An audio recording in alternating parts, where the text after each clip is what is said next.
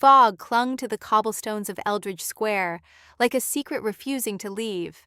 Ivy Harper, 19, coat buttoned to the throat, stood outside the mayoress' office clutching a manila envelope that smelled of ink and old paper.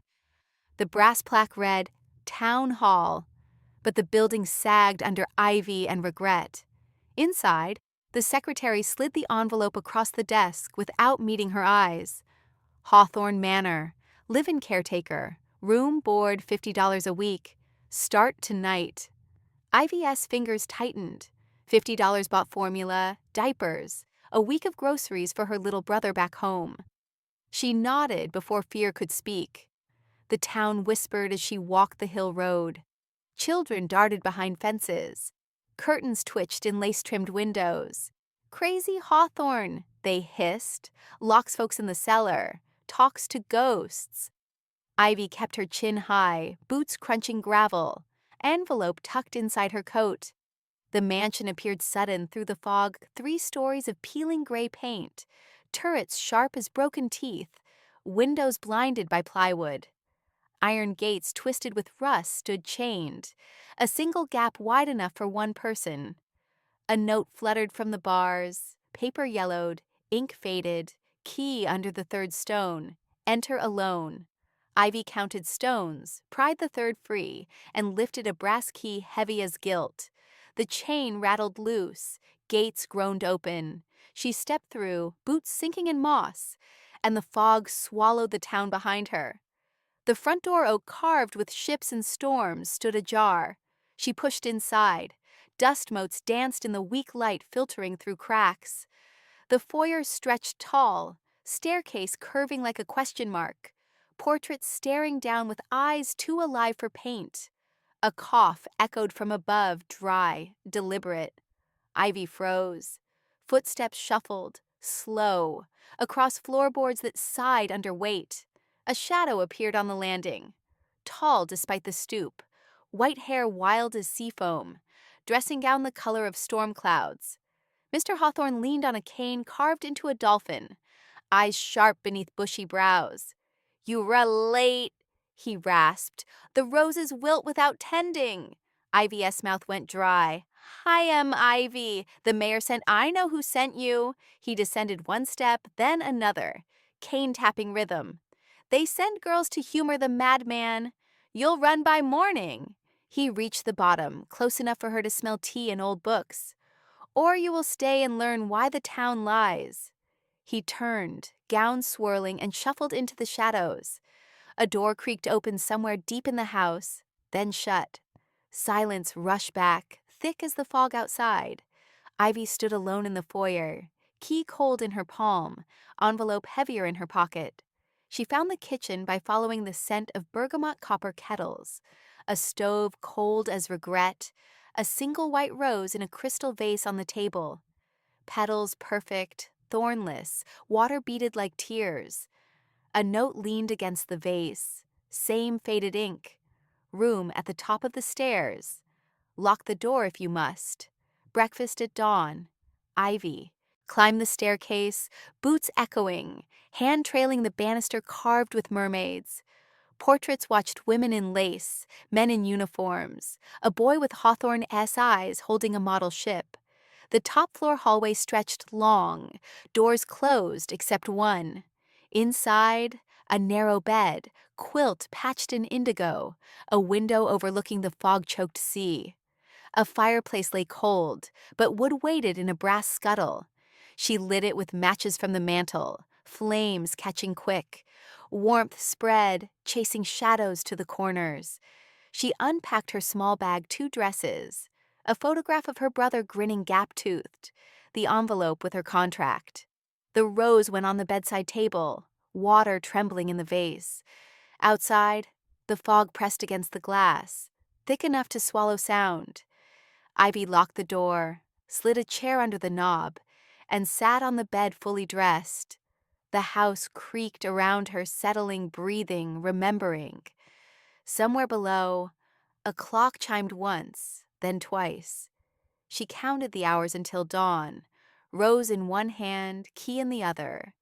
The town-esque lies waiting somewhere in the dark between.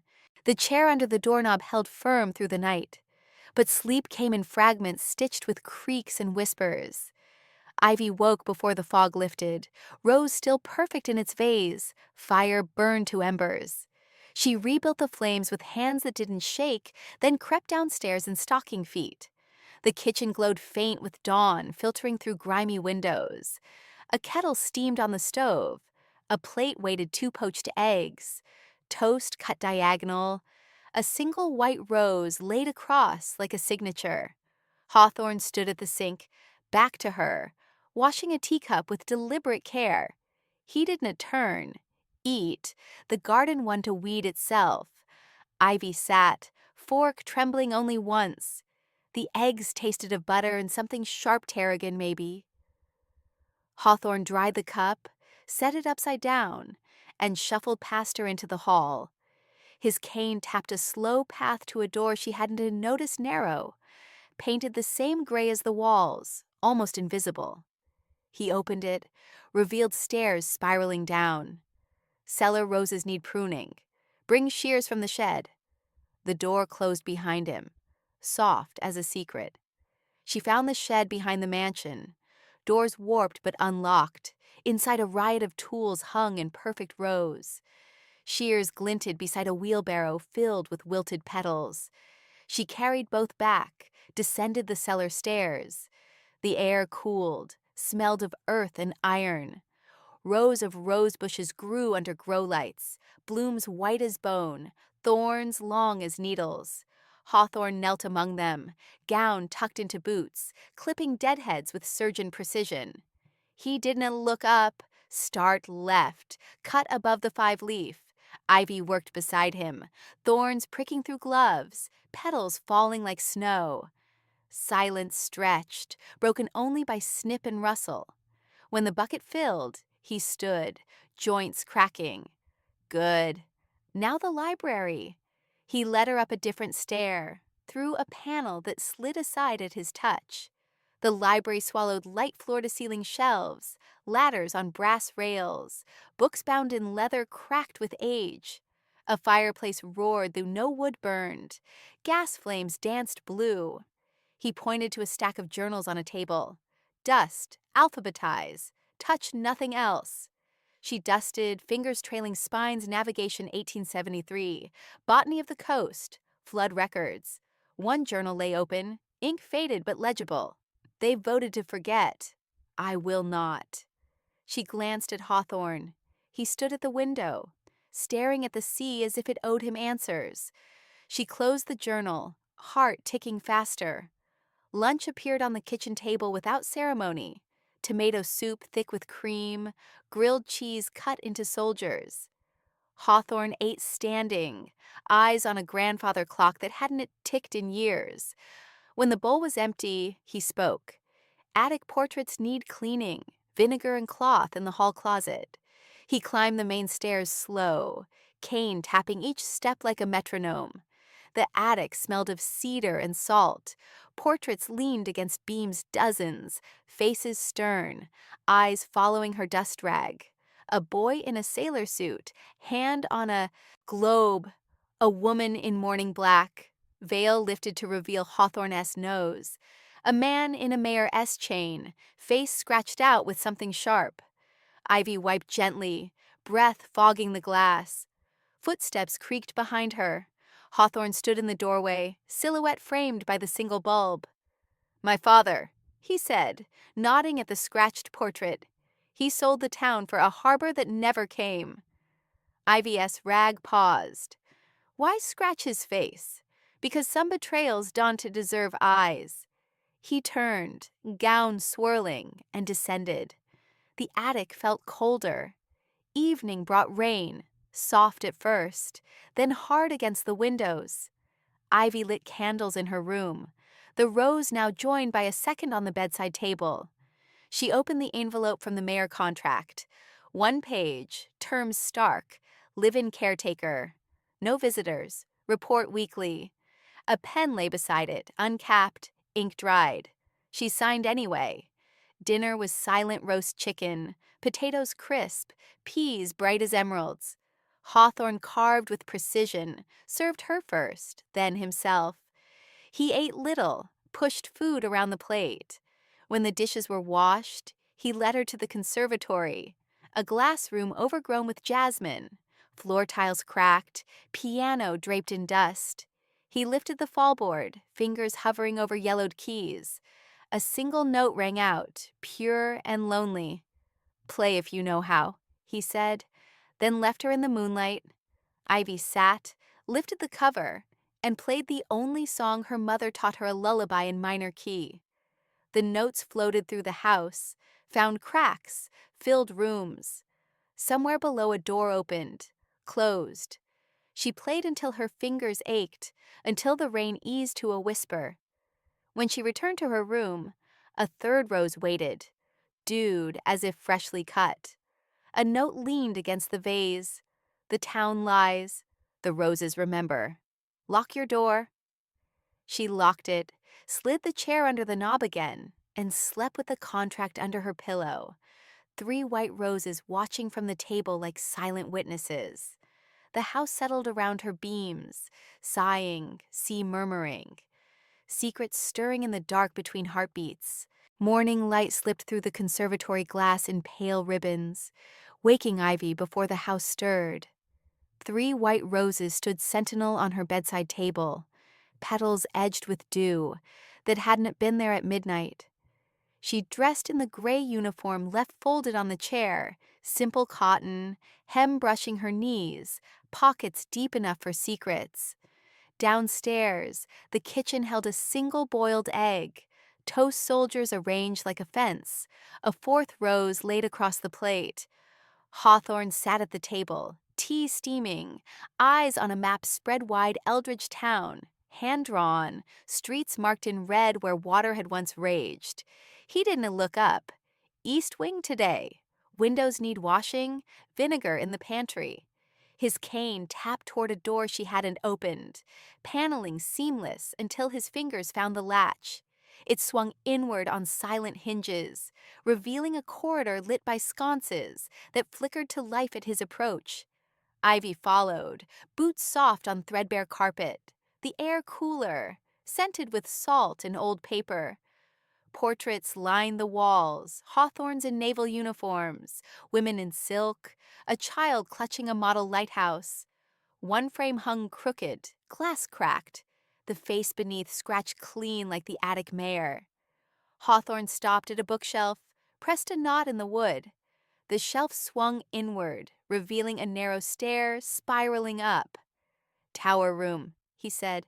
"Mind the 3rd step." He climbed slow, cane tucked under one arm, gown brushing stone. Ivy followed, heart ticking faster with each turn. The room at the top was round, windows circling like eyes, a desk buried under charts and journals. A telescope pointed at the sea, brass dulled by salt. Hawthorne opened a drawer, lifted a leather-bound book thick as a Bible. "Read when you read alone. Lock it after." He left her with the book and a bucket of vinegar water. Ivy set the journals aside, attacked the grime on the windows. Outside the town lay small and sharp rooftops, church spire, the square where the mayoress statue stood proud. She scrubbed until glass gleamed, until her arms ached, until the sea beyond looked close enough to touch. The book waited, cover cracked, title embossed in gold, The Flood of 1892. A true accounting. She opened it carefully. Pages filled with Hawthorne as younger hand diagrams of levees, lists of names, a map showing water rising street by street. A photograph slipped free. A boy Hawthorne, maybe 16, standing on a rooftop, arms full of sandbags, town half submerged behind him.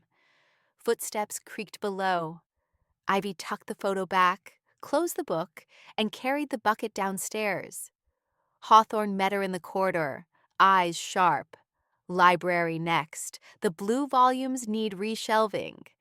He led her through another hidden panel, this one behind a tapestry of ships in storm. The library's 2nd level opened above the 1st, a balcony ringing the room, ladders taller than the house. She climbed, arms full of books heavy, smelling of ink and mildew. Titles whispered history, maritime law, coastal, engineering, the cost of cowardice. One spine caught her eye, betrayal in ink pages dog-eared, margins crowded with angry scrawl.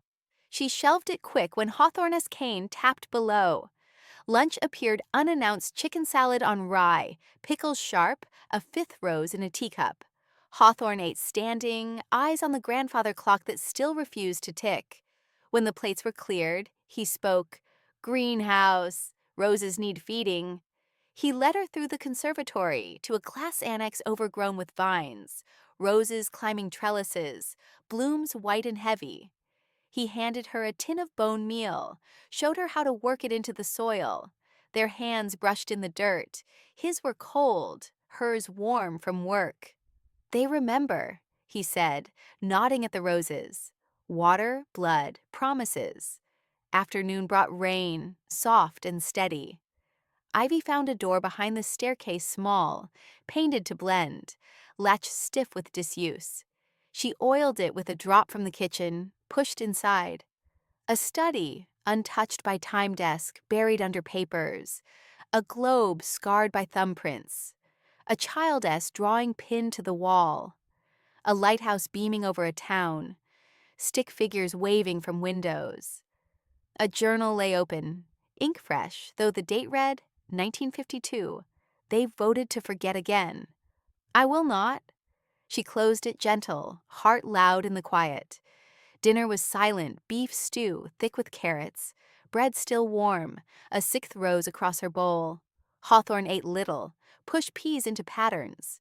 When the dishes were washed, he led her to the cellar again, but this time to a different door iron, locked, key on a ribbon around his neck. He unlocked it, revealed a room lined with shelves, bottles glowing amber in the dark. "Medicinal," he said, selecting one. "For the roses, and for nights the town lies loudest." He poured a thimble into a glass, offered it. She drank fire and honey, warmth spreading to her toes. He took the empty glass, set it on a shelf beside a child-esque shoe, tiny, leather cracked. Night fell heavy. Ivy returned to her room, 6 roses now crowding the table, petals brushing like whispers. She opened the flood journal under candlelight, read until eyes burned. Pages detailed levees built by hand, lives saved by Hawthorne's warning, a mayor who took credit and buried the truth. A photograph showed young Hawthorne knee-deep in water, arms around a child, ivy-sown eyes staring back from 70 years ago. She closed the book, locked it in the drawer as instructed, and added her own note on a scrap. "They lied. He saved them." "I see." The house settled around her beams, sighing, roses breathing, secrets stirring in the dark between heartbeats. She locked her door, slid the chair under the knob, and slept with the flood journal under her pillow. 6 white roses watching like silent witnesses to a truth the town had buried deep. Dawn broke gray and restless, wind rattling the mansion windows like knuckles on glass. Ivy woke to 7 white roses on the bedside table, petals edged with blood-red streaks she hadn't noticed before. The flood journal lay open where she'd left it, a new page turned by unseen hands. Hawthorne's handwriting, fresh ink. Festival today. They celebrate the lie, bring the book. She dressed quick, uniform crisp, journal tucked under her arm like armor. Downstairs, the kitchen held no breakfast, only a single rose and a key on a red ribbon. Hawthorne stood at the window, gown swapped for a dark suit decades out of fashion, cane gripped tight. "Time to walk the hill," he said, "lock the door behind us." They descended the gravel path together, his steps slow but sure, her boots matching his rhythm. The town square bustled below, bunting strung between lampposts, children chasing balloons, a brass band tuning under the mayoress statue. Booths sold cider and lies. A banner screamed, "Flood Hero Festival honoring Mayor Whitcomb." Ivy's stomach twisted, Hawthorne's eyes narrowed to slits. Whitcomb took the medal. I took the blame. He pressed the key into her palm. Cellar vault, blue box, bring it. Ivy slipped through the crowd while Hawthorne waited at the bandstand's edge, cane planted like a flag. She ran back up the hill, key biting her skin, mansion gates clanging shut behind her. The cellar vault opened with a grown iron door, shelves of ledgers, the blue box small and battered. Inside, medals tarnished gold, a child-esque drawing of a lighthouse, a photograph of young Hawthorne shaking hands with a mayor whose face matched the scratch portrait, a letter sealed in wax, to the town that forgot. She tucked everything into her apron pocket, ran back down. The Mayor Whitcomb-esque grandson, slick hair, practiced smile, stood at the podium, voice booming through speakers. We honor the vision of Mayor Elias Whitcomb, who built the levee that saved us all. Cheers swelled. Ivy pushed through the crowd, Hawthorne's hand finding hers. She climbed the bandstand steps, journal raised high. "He didn't build it," she shouted, voice cracking but carrying. Silas Hawthorne did, alone, with his own hands. The crowd hushed. The mayoress' smile faltered. Ivy opened the journal, read aloud dates, water levels, names of the saved. She held up the medals, the photograph, the letter. They voted to forget. He never did. Gasps rippled. Old Mr. Delgado stepped forward, eyes wet. "I was that boy on the roof. Silas carried me through chest-deep water." More voices joined widows, grandchildren, faces Ivy recognized from portraits. The mayor's face purpled. "This is slander. Arrest her." Hawthorne stepped up, cane tapping the stage like a gavel. "Arrest the truth?" His voice carried to the back row, steady as lighthouse beams. "I have the plans, the letters, the blood on the sandbags." He pulled a rolled blueprint from his coat levee designs, his signature bold. The sheriff young. Uncertain took the papers, scanned them, handed them to a reporter who had appeared with a camera. Flashbulbs popped. The mayor lunged for the journal. Ivy held it higher. Hawthorne caught the mayor's wrist, grip iron despite age. "You wear his name. Earn it or lose it." The crowd turned. Booths emptied. People pressed closer. Someone started chanting, "Hawthorne! Hawthorne!" The mayor backed down the steps, aides hustling him to a waiting car. Tires squealed. The band struck up a hesitant tune, then stopped. Ivy stood beside Hawthorne, roses in her pocket wilting against the heat of truth. He squeezed her hand once, eyes bright with something like pride. Back at the mansion, the gates stood open. Townsfolk followed, tentative at first, then bold. Ivy unlocked the front door, led them through hidden rooms, opened the flood journal on the library table. Children touched the medals. Widows traced names in the ledger. Hawthorne stood by the fireplace, suit coat off, sleeves rolled, answering questions in a voice that grew stronger with each telling. "I warned them. They called me mad, built the levee anyway, saved the town. They buried me instead." Night fell soft. Candles lit every room. The conservatory piano played itself under eager fingers. Ivy served tea from the copper kettle, roses now filling every vase white, red-streaked, blooming defiant. The mayor's car returned once, headlights cutting the dark, then retreated. Hawthorne closed the gates himself, chain rattling final. He turned to Ivy in the foyer, portraits watching. "You kept the promise. The roses remember." She pulled the child-esque drawing from her pocket, the lighthouse over the town, stick figures waving. "So do I." He took it gentle, eyes wet, and hung it beside the scratched mayor. The house breathed easier, secrets freed, lies crumbling like old plaster. Ivy locked the door at midnight. 7 roses on the table joined by an 8th, thornless, perfect. The town slept below, square lights flickering off one by one. The lie finally drowned in truth. Sunrise painted the mansion gold, fog burning off the sea like steam from a kettle. Ivy woke to 9 white roses on the bedside table, petals streaked red as if kissed by dawn. The house hummed, doors open, windows flung wide, voices drifting up the staircase like birdsong. She dressed in a simple blue dress, left folded on the chair, hem brushing her ankles, and descended to find the foyer transformed. Tables groaned under casseroles, pies, jars of jam. Townsfolk filled every room, children chasing through hidden passages, widows tracing names in the flood journal, Mr. Delgado tuning the conservatory piano with careful fingers. Hawthorne stood at the foot of the stairs, suit pressed, cane polished, eyes bright as the medals now pinned to his chest. The mayoress' resignation hit the local paper by noon front page, bold letters. Whitcomb steps down amid flood hero scandal. A petition circulated, signatures spilling onto extra pages. Rename Square Hawthorne Place. Ivy carried the petition door to door, boots worn thin, roses tucked in her apron pocket. Every porch held a story: grandmothers who remembered sandbags, fathers who learned to swim in floodwater, children who drew lighthouses in crayon. The Square-S statue came down by sunset. Whitcomb-S bronze face wrapped in canvas, loaded onto a flatbed bound for scrap. Hawthorne Manor opened daily. Ivy hung a sign above the gates.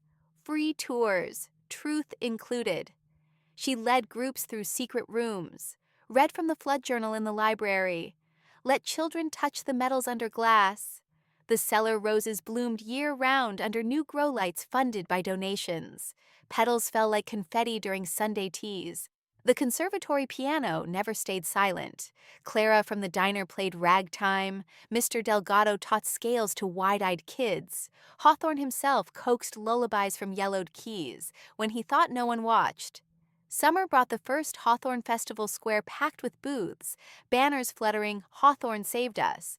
Ivy organized it from the mansion-S front porch, clipboard in one hand, lemonade in the other.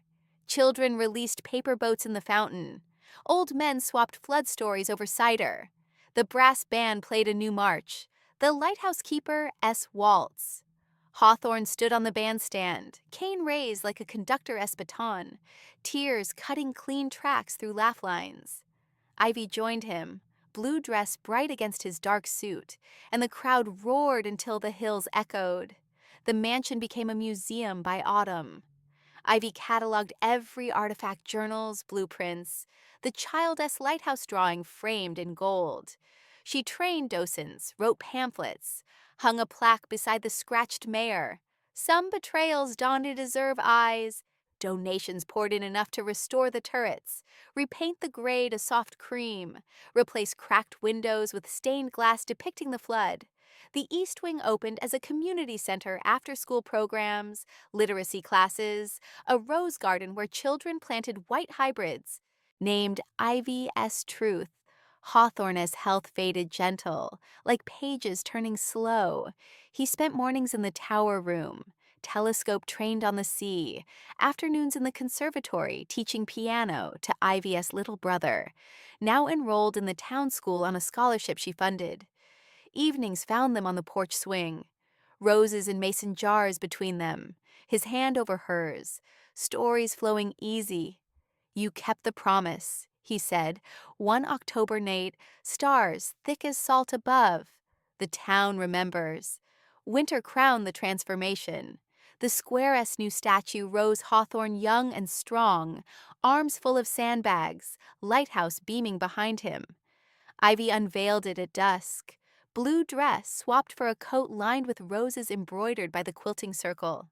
The crowd filled the square, hundreds, maybe thousands, candles glowing in every hand. She read the dedication aloud, voice steady. "To Silas Hawthorne, who saved us when we forgot how. To every truth that refuses to drown." Fireworks cracked overhead, painting the sky in gold and white. Hawthorne stood beside her, cane planted firm, eyes reflecting the light he'd kept burning all those years. Spring returned with dogwood and dogwood promises.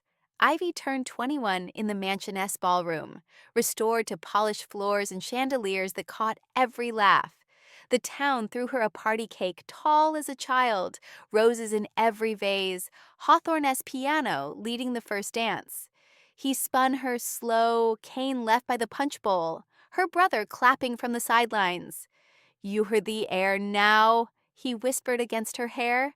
"The house, the roses, the truth, all yours." She cried into his shoulder, blue dress damp with happy tears, years folded like petals. Ivy married in the rose garden's simple white gown, veil pinned with a single thornless bloom, her brother walking her down an aisle of townsfolk. Hawthorne gave her away, cane tapping proud. The museum thrived, school buses lined the drive, children tracing flood maps with sticky fingers, roses pressed between journal pages as bookmarks. IVS children learned to play piano on the same yellowed keys, planted white hybrids every spring, told the story to anyone who asked. The town square bloomed year-round roses climbing the lighthouse statue, petals falling soft on the plaque that read, "Truth kept here." On the 20th anniversary of the first festival, Ivy stood on the mansioness front steps, children at her feet, Hawthorne-esque cane in her hand, though he'd passed gentle the winter before. The square below glowed with lanterns. The band played his waltz. Roses filled every window box in town. She raised the cane high, voice carrying to the back row. "He wasn't a crazy. He was the sanest man we ever forgot, and we'll never forget again." The crowd roared, petals raining from balconies, children releasing paper boats into the fountain. Ivy smiled, blue dress bright against the cream mansion, roses in her hair, truth rooted deep in soil the town had learned to honor. The lighthouse beam swept the square steady, unbroken, eternal, guiding every lost soul home to a story that began with one maid, one key, and a garden of roses that refused to let the truth drown.